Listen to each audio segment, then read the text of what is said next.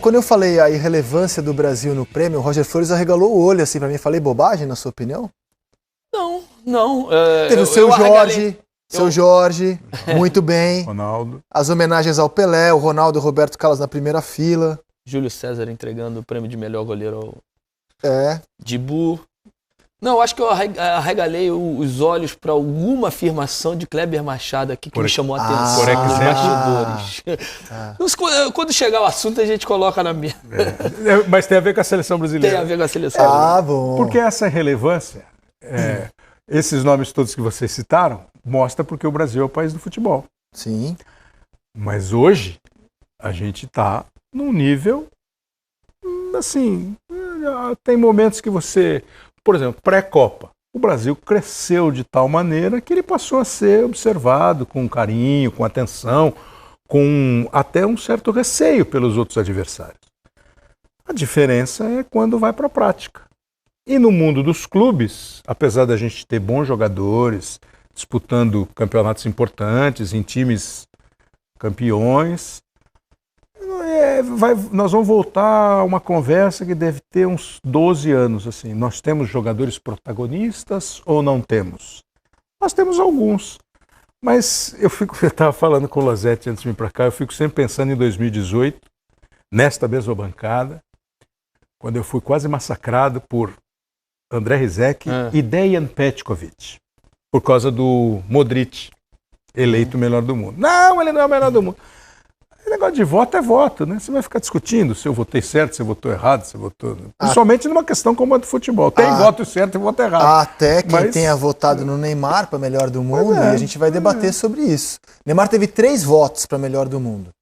O voto do Messi, grande amigo dele, o Thiago Silva, capitão da seleção brasileira, e do Tite.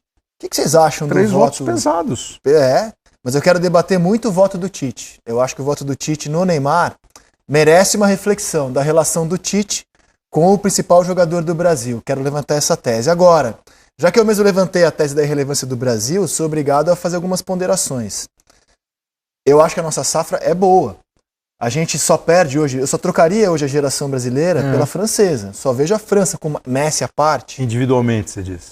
Messi à parte. Na quantidade de bons jogadores, eu acho que só a França tem mais do que a gente hoje no mundo.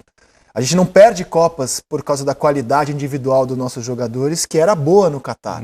Agora, o nosso fracasso na Copa, a nossa eliminação nas quartas de final para a Croácia, é que nos levou esse ano à irrelevância de um prêmio muito marcado pelo desempenho na Copa. Então você tem lá jogadores da Argentina e a torcida da Argentina dominando a premiação, e aí você tem jogadores franceses que alternaram bons momentos em clubes e na Copa, caso do Mbappé.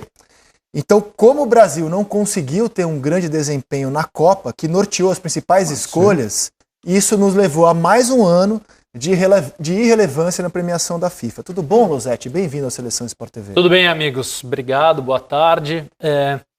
Essa questão é delicada, né? Acho que a presença da Copa, ela alterou completamente os rumos dessa premiação, que tinha tudo para coroar o Real Madrid também individualmente, né? Acho que se não contasse a Copa, provavelmente a gente veria o Benzema sendo eleito o melhor do mundo, o Ancelotti sendo o melhor treinador. Nem estou entrando na questão do mérito, mas é o que estava caminhando para acontecer. O Courtois como melhor goleiro, e todos eles acabaram sendo derrotados por argentinos por causa da Copa, e não dá jamais para dizer que foi injusto. Pelo contrário, eu teria votado também no Scaloni, no Dibu Martínez e no Lionel Messi.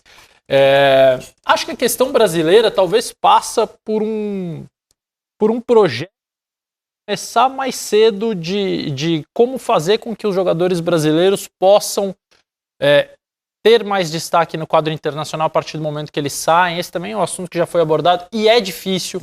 Mas a gente vê, por exemplo, hoje o jogador talvez mais valioso da seleção sub-20, campeã, valioso, não estou falando de dinheiro, não estou falando tecnicamente, o Andrei, saindo, sendo vendido para o Chelsea. E depois, onde é que vai jogar o Andrei? Vai pro Palmeiras, vai pro Flamengo, vai voltar pro Vasco, vai ficar até quando no Vasco, volta pro Chelsea, quando voltar pro Chelsea vai conseguir jogar. Esse êxodo está sendo meio desorganizado do ponto de vista assim, de pensar na formação do jogador brasileiro, na continuidade da formação. Ele sai, o clube ganha dinheiro e depois? O que acontece? Sai para onde? Vai jogar? Não estou dizendo que o Vasco tinha que ter recusado, que os clubes têm que recusar a proposta, mas acho que tem que existir um projeto mais amplo. Mas do clube, pensando, da confederação ou do próprio jogador? Mas como é que a confederação vai impedir um jogador de sair? Impedir, não acho que seja impedir, mas eu acho que isso tem que ser orientado. No mínimo debatido. Eu acho que as pessoas têm que sentar e falar, bom, como é que nós vamos... Sabe, porque os jogadores brasileiros, a gente vê vários bons jogadores ou que tem potencial. A seleção não vai ter só craques. Tem o Neymar, tem o Vinícius Júnior e vai ter ali uma série de bons, grandes jogadores, como todas as seleções. E sempre foi assim. Com exceção de 70, talvez. Mas eu não vejo esse cuidado na formação, na orientação, difícil, no destino. Eu sei que é difícil. Seria o ideal, mas é difícil. E concordo, mas é bem difícil. Eu também acho. Mas principalmente porque você tem uma família em volta, um desejo, uma incerteza da carreira. Exatamente. E tudo aquilo que conduz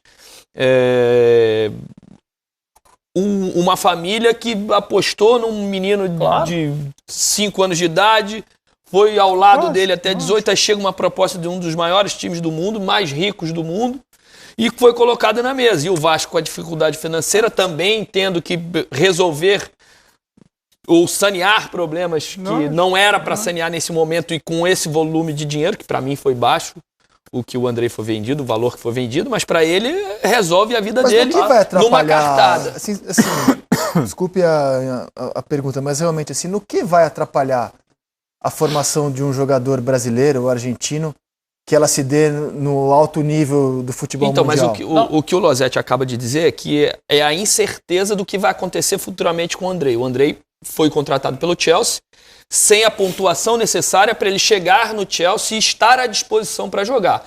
Então, mas quem devia saber disso? Todo mundo sabe. O Chelsea e todo o mundo. Andrei. Obviamente, o staff dele. O staff do Andrei. E o Chelsea.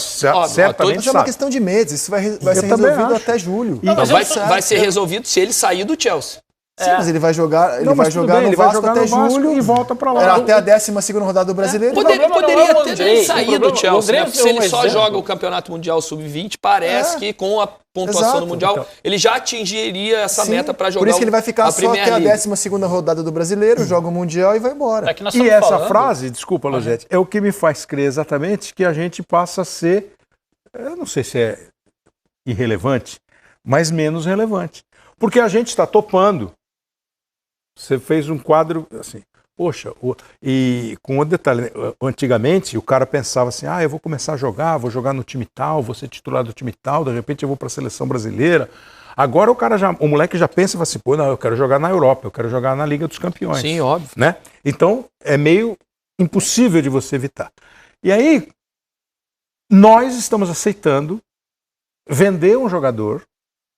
Ele vai para o Chelsea, não pode jogar no Chelsea, volta para o time de onde ele foi criado, para ficar 12 rodadas do campeonato. Então, mas esse não é o problema do futebol brasileiro. Esse. Não, vai ser um problema para o Vasco. Sim, vai ser uma solução. Seja um problema para o Andrei. Sabe qual é o problema? Ou seja uma solução para o Vasco também.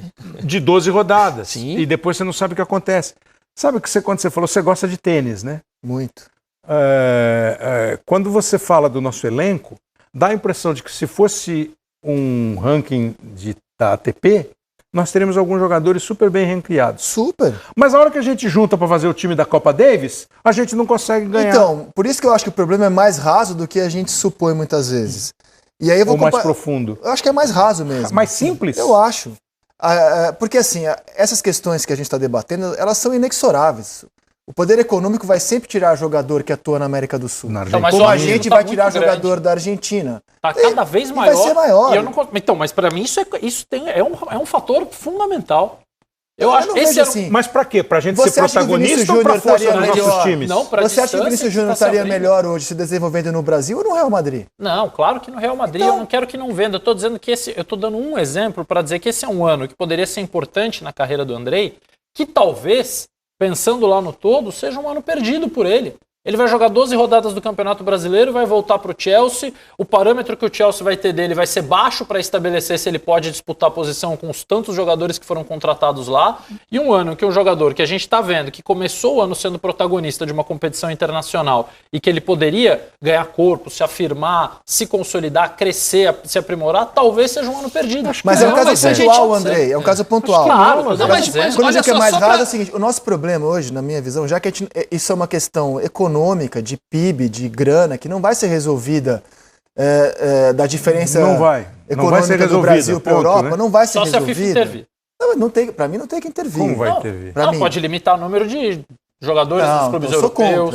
Mas enfim, não vai fazer, mas como isso não vai ser resolvido, e nem sei se deva ser mesmo. Nós precisamos ter uma seleção coletivamente forte.